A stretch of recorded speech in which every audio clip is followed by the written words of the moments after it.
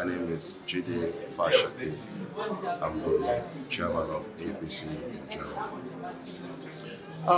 Mr. Jide, we've known ourselves for quite a while here in Benin. We've been working together. And Nigerian President, His Excellency Ahmed Bola Tinubu is been here, and he's here for a world meeting and stuff like that. So, have you been able, as the party leader, the chairman of the party leader in Germany, have you been able to see him, or have you seen him in anything? Yeah, we had a short briefing with Mr. President. Um, Based on the event of today, it has been so busy, but the event is rounding up very soon, and then we hope to have further engagement with Mr. President. Can you give us a bit preview into what your discussion is like with him today? When you saw him? Yeah, good. It was, for now, it was more of a meeting and all that, but we've not really have enough time because the schedule has been so tight, and there are other international engagements from Mr. President here in Berlin, which they also have to attend to. But we have plans to converge again when Mr. President settles down after the engagement for today. So you traveled all the way from Osborne down to Berlin, Yes. about 6 hours drive. Yes. And then undertaking such a journey, yeah, that means you have an agenda. What is the agenda? What's the plan? What's your focus of coming to Berlin? Well, one of we have two major focus on visits today to Berlin to meet with Mr. President on. The number one is to remind him about his promise to us in diaspora, part of his manifesto, and part of what he campaigned for, which is diaspora voting, which the process has already been started through the Senate. It has gone through the first reading, and the Senate is also already engaging us in diaspora to that effect. It's just for us to remind him he has promised us, and he's a promise keeper. He has promised us that diaspora will start voting as soon as possible, and we can see that it has started in earnest through the Senate. It's a constitutional amendment, and work is ongoing on it.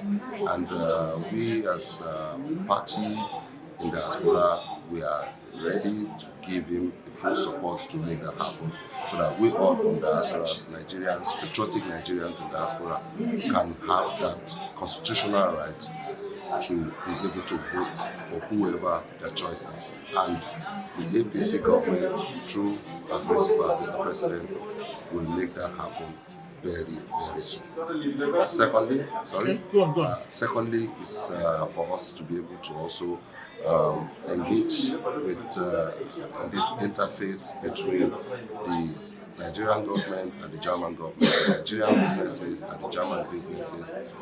Most of us here are professionals as well. I'm an engineer here in the automobile industry, and we also have a lot of professionals. APC Germany chapter boasts of a lot of professionals in diverse fields in Germany, and we are ready to replicate all these things in the form of a technology transfer back home. So one of the reasons why we are here is also to be part of that, because part of the discussion in the G20 Africa Summit that Mr. President is attending today goes also in that direction, where businesses from Germany that are interested in expanding and investing in Nigeria can directly interface with the President. You can see in his other trips to the US, to India, to Saudi Arabia, is the chief marketer, is the marketer in chief of Nigeria itself, and that is part of what we are here for. And we are here to also bring in that extra touch of fellow Nigerians that are in the German system to be able to support our own country and make sure that the technology transfer that we have been yearning for comes to fruition. Thank you. So you've been present before when the past former Nigerian presidents have visited Berlin. You know, there has always been a session on the time for the diaspora, for German-based Nigerians to meet with the president. What is this president in this instance? Because it has been a bit sketchy, and the plans has not been too clear. So what is the difference this time around? Okay, I would only answer that based on my own experience. It's not an official response, but from what I've seen and from what I know, actually, I think this question should be directed to the president's team. But what I can just say from what I've seen is, number one, it's a short visit. it is more of a government to government thing, and Mr. President doesn't have enough time because all this is a factor of timing. Because when those consultations are going on, if after his consultation he has to move, then he has to move. So there might be no time to engage with others. But despite the tight schedule, he has been engaging with a lot of Nigerians that find their way here that could get access to where he is. But because of the short timing, I've not heard about that, but I don't know if that will still come up. Because like I said, I'm not speaking for the president's team, I'm just speaking based on my observation and what I've seen here. It's just a 2-day program, and I don't know if it's only going to attend 1 or 2, but it's a bit tight.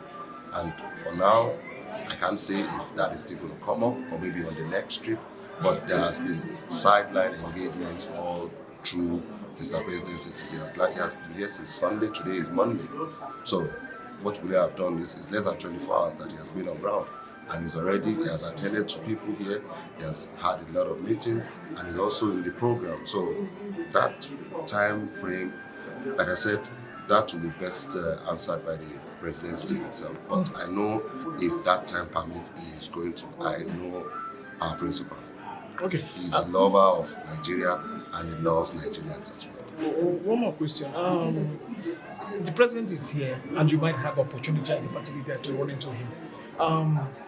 What is one thing that you think he needs to improve on since his regime has taken over power? Since he came into power, what do you think he should improve on? What would you want to tell him to improve on? Well, that's a tough one. Why I say the tough one is the fact that as a Lagosian, born and bred in Lagos, grew up in Lagos, the capacity of Mr. President is so high. For those that might not know him, maybe they will not understand what I'm saying. But I know that Mr. President, he knows what he's doing. And for now, I cannot really say, because I live here, I don't work with him directly. Although we interface, but so far, I don't think I can say he has taken any wrong step. In fact, I would rather say he has taken those bold steps. Even with the missteps with the budget in the recent times. You cannot call that a mistake. Governance is not a tea party. No, like we had issues with the over budget for the repairs and the cars and all the stuff like that. No, see, this is a mistake.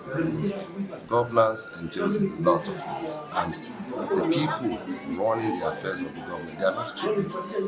All of them are professionals, and they know exactly what they are doing. You live in the diaspora here. I know, but I interface. Yeah, you live in the diaspora. Do you think a German government or someone from the government in Germany here want to buy cars for the German parliament, people in the parliament or the government, and they would dish the German-made cars for a foreign-made cars? No. Don't get it twisted.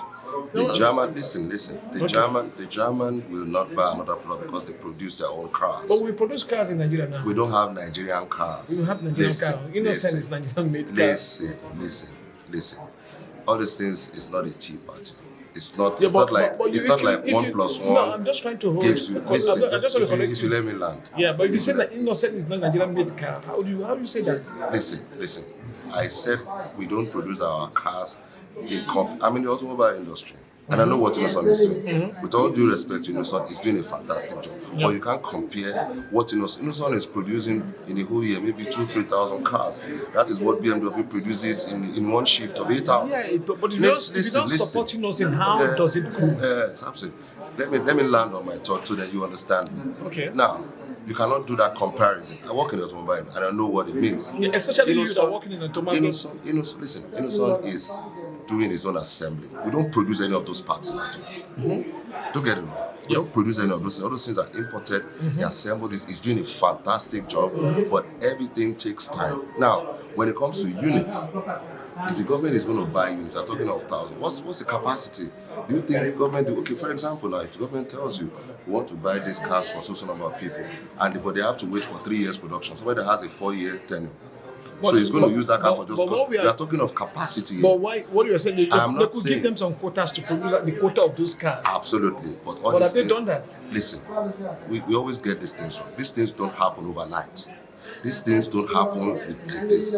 For example, the cars that were bought, we heard the Senate spokesperson that said these things were already in the whole agenda since the last regime, not even this regime. Yeah, but they were all there. So you don't listen. But that's listen. what I'm saying. You don't expect this them. regime could correct it. Listen. This is where we always get on the stage from. We always think government is something that we just I'm talking to this and then just stand. It's not a company that the CEO just start up and say this. When you see politicians do that, you say they are dictators. You say they are not practicing democracy. All this, there are processes you have to follow to get. Do you know what it takes? Do you know what the procurement process takes? Because this is the problem most of us don't have. We only hear these names, we all hear these terms, but we don't know what it entails. So we just run with that term.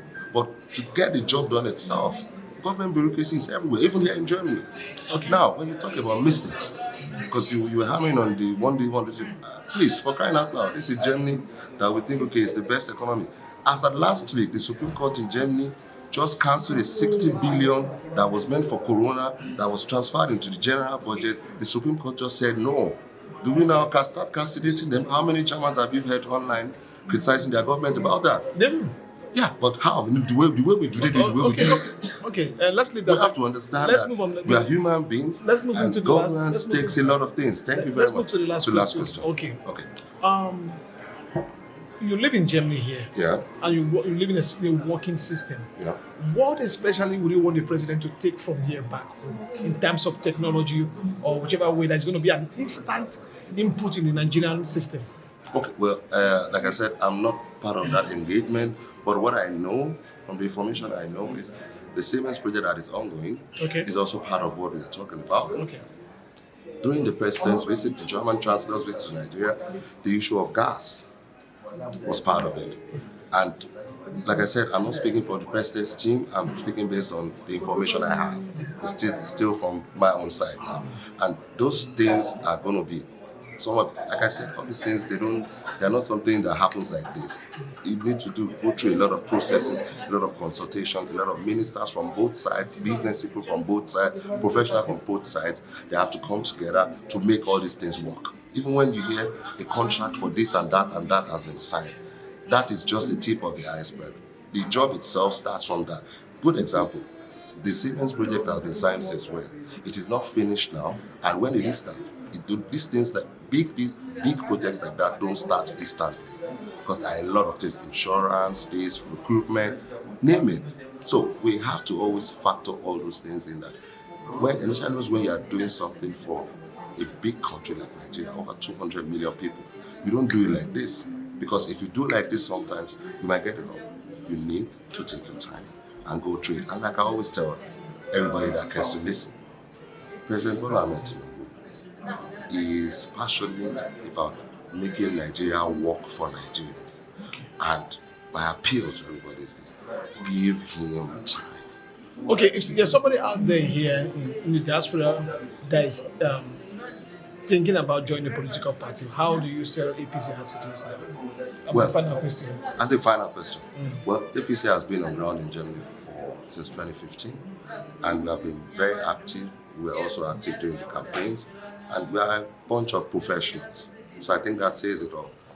We're a bunch of professionals that are also partly politicians here in diaspora engaging with Nigeria. And the most important thing, again, is the fact that don't just criticize everything that comes your way. Be part of it. Make yourself available. Listen. Do your research. Talk to people back home before jumping into conclusion. And that's what we are doing here. And if anybody we are a bunch of professionals, like I said, and I think that says it all for anybody that wants to join us. So we are on ground, and as we move on, some of us have been privileged to be able to make some impact back home, and more is still to come. That's all I can say for now. All right, thank you very much. I appreciate your time. You've been a real politician here right now. So thank you for your time. I appreciate it. You're welcome, Samson. Thank you.